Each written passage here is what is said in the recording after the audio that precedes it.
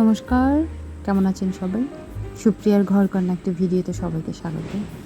গাছে এত কদম হয়েছে কিন্তু একটাও আমার হাতের নাগালের বাইরে। নিচ থেকে কোনোভাবেই পারতেছি না উপরে কদমগুলো পাড়ার। কদম ফুলগুলো এত সুন্দর লাগতেছে, মনে হয় যেন জুঁই ফুল ফুটে আছে। এত সুন্দর হলুদ কালারটা আকর্ষণ দিতেছে। যে কদম গাছটা, এটা নিচের দিকে যে ডালাগুলো, রাস্তার বাচ্চারা এসে সবগুলো থেকে ফুল পাইরা ডালা ঠালা ভাঙা গেছে। আমি আজকেও 2টা কদম ফুল পারছি। আর এইখানে একটা জবা গাছ, এত পরিমাণে ফুল ফুটছে মানে বলার মতো। মা যখন পুজো দেওয়ার জন্য ফুলগুলো তুলে একেবারে পুরো ডালা ভরে যায়। বৃষ্টিতে যেহেতু আমার সব গাছই মারা গেছে, শুধু কসমস ফুলের গাছই আছে আর সব শেষ। এখানে শসা গাছ দেখতেছি একটু টিং টিং টিং টিং করে বাচ্চা আছে। এই পাশে একটা, ওই পাশে একটা, এদের একটা ব্যবস্থা করতে হবে।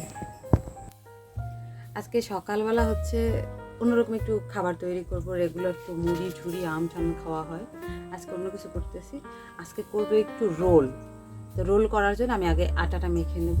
আমি সেদিন যে করলাম ঘিয়ের জন্য যে বাটার মিল্কটা বের হয়েছিল মানে সর থেকে, সেটা আমি ফ্রিজে রেখে দিই। আমি এটা ফেলি না।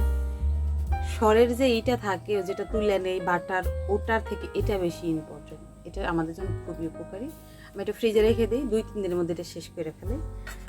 গতকালকে কিছু একটা বানাইছিলাম, আজকে একটু গেছে, অর্ধেকখানি আমার লাগবে, বাকিটা পরে কাজে লেগে যাবে। আজকে একেবারে অল্প করে বানাবো যাতে এই বেলায় উঠে যায়। এই রুটির আটাটা মেখে রাখলে বেশি সময় অনেক নরম হয়ে যায়। তা আমার পরে আর খাওয়ার ইচ্ছা নাই, এই বেলা যতটা বানাবো ততটাই। আমি একটু লবণ আর একটুখানি বেকিং পাউডার দিয়ে তারপরে এই বাটার মিল্কটা দিয়ে মেখে নিছি। বাটার মিল্কটা রুম টেম্পারেচার নিয়ে আসছি। বেশি ঠান্ডা অবস্থায় দিলে আটাটা না কেমন একটু চুপসে যায়, মানে আঠালো আঠালো বেশি হয়।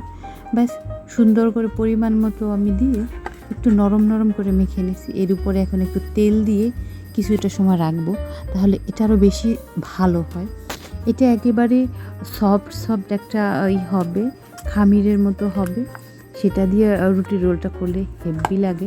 আর বাটার মিল্কের কারণে না এটার যে দারুণ একটা ফ্লেভার। যেহেতু আমি এখানে মাংস পেঁয়াজ এগুলো কিছু ইউজ করব না, করব সাধারণভাবে একটু সালাদ এবং এই দিয়ে আলু একটু দম করছি সেটা দিয়ে। তো এর মধ্যে দিয়ে করলে না এটা হেভি লাগে। টমেটো সস দিয়ে করলে। শেষ হয়ে গেছে মেয়োনিজটা অনেক আগে করছিলাম, এখন আর নাই, অন্য এক সময় আবার করে রাখবো। আর এই রুটিগুলো না এমনি খেতেও না অনেক ভালো লাগে। আমি কিন্তু এমনি আচার দিয়ে ওইটা খেতে পছন্দ করি, তেলের যে আচারটা থাকে সেটা দিয়ে। আর জানেন এই রুটির তাওয়াটা কিনা আমার যে কী সুবিধা হয়েছে, এই তাওয়াটা এত ভালো বলার মতো না। আর খুব সহজে ক্লিন করা যায়, আবার এটা খুব ভালোও লাগে। ব্যাস তৈরি হয়ে গেছে, দিয়ে দিতেছি খেতে। দুপুরে খাওয়া দাওয়ার পর একটু রেস্ট নিয়ে একটু বের হইতেছে, এক জায়গায় যাবো।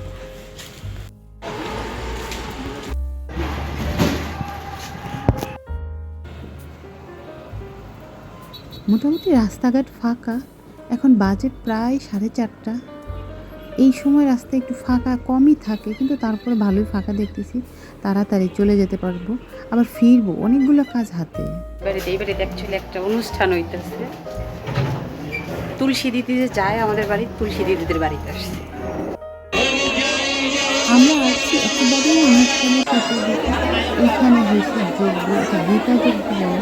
আমাদের পরিচিত মুখ অনেক, এখানে সবাই হয়তো করছে, কিন্তু আমি আসছি লেট করে, কিছু করার নাই।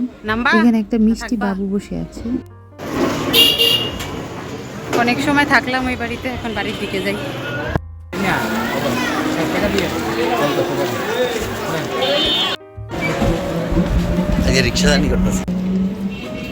এটা বাড়িতে আমাদের অনেকগুলো আত্মীয়, একটুখানি প্রসাদ খেয়ে বাড়ির দিকে যাচ্ছি। এখানে একটা মাজার আছে, সেটা অনেক জনপ্রিয়, এখানে সবাই আসে। মাজারে নাকি অনুষ্ঠান হয়। তারপরে জেলখানার পাশ দিয়ে যাচ্ছি, তাকে আমি বলতেছিলাম জেলখানার ভিতরে কি ঢুকতে দেয়। সে বললো নির্দিষ্ট একটা সময়ে নাকি ঢুকতে দেয়। তা আমি বললাম ঠিক আছে, তোমার যেহেতু একটু হাত আছে একটা সময় আমাকে দেখে, সে আমাকে যে একটা অফার করলো, তুমি যদি একটা কাজ করতে পারো তাহলে অনায়াসেই ঢুকতে পারবে। বলে তো এটা কোনো কথা হলো? ওইটা কি আমার দ্বারা করা সম্ভব? তারপর মনে এক গাদা দুঃখ নিয়ে চলে যেতেছি, আর জেলখানাটা দূর থেকে দেখতেছি, আর ওখানকার মানুষগুলোকে জীবনযাপন নিয়ে আমরা দুজন কথা বলতেছি। আর যেতে যেতে সে এইখানে দেখাইতেছে সে কোন জায়গাগুলোতে তার আসতে হয়। এখানে পুলিশ সুপারের বাংলো আছে, সেখানের কথা বললো, ডিসি বাংলো, সবগুলোকে আমরা দেখাইতেছে। বলতেছে কোনো কারণে যদি আমি মিসিং হয়ে যাই, এই জায়গাগুলোকে খোঁজ করবা, তাহলেই তুমি পেয়ে যাবো আমাকে। এটা কোনো কথা হইল? সেই শহরেই থাকি, আমিও এই শহরে থাকি, সে মিসিং হইলাম মানে কি ডিসির বাংলোতে এসব খোঁজ নিতে হবে? যাই হোক, অনেক এই পুরনো হাঁটছি, ঠাট্টা মারতে মারতে আমরা চলে আসলাম। এখানে অনেক পুরনো পুরনো কিছু বাড়িঘর দেখাইলো, তার ইতিহাসও বললো, সেগুলো আমরা শুনলাম। আসার সময় মায়ের জন্য আমরা একটা আম নিলাম। মা আম খেতে খুব বেশি পছন্দ করে, এখনও কিছু আম আছে, কিন্তু দুঃখের বিষয় হলো আমি আসন্দ কত অনেক করে? পছন্দ করি আম খেতে। এই সিজনে আমি আর আম খাই না, এই সিজনে আম খেলেই আমার মুখে পিম্পল ওঠে। আর অনেক দিন পরে একটু কাসন্দ দেখলাম, ভাবলাম নিব, কিন্তু কাসন্দ অবশ্য বেশি ভালো না, তার জন্য কাসন্দ নিলাম না। দেখি আমার এলাকা থেকে কাসন্দ আনাইতে পারি কিনা। এক জায়গায় যাওয়ার কথা কয়ে বের হয়েছি, ঘুরে আসলাম কয়েক জায়গায় থেকে, অনেকগুলো কাজ সাইরে আসলাম।